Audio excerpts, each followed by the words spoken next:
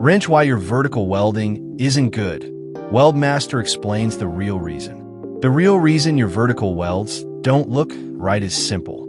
You're not controlling the molten pool, iron water, correctly. No matter what kind of vertical welding technique you use, you must pause on both sides during the weld, especially when using regular E42 electrodes or simple rods.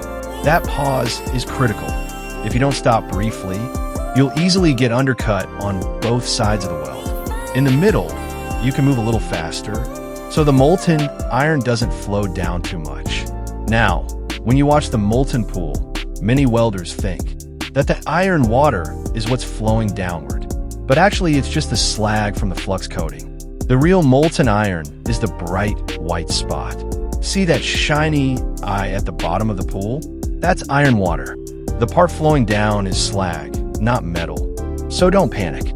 When pausing on both sides, always wait until sparks appear from both edges before you move the arc again. That ensures the iron fully fuses with the base metal.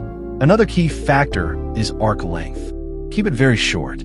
The electrode tip should almost touch the molten pool, about 1 to 2 millimeters away. If you keep it too high, you'll end up with craters or uneven weld tops.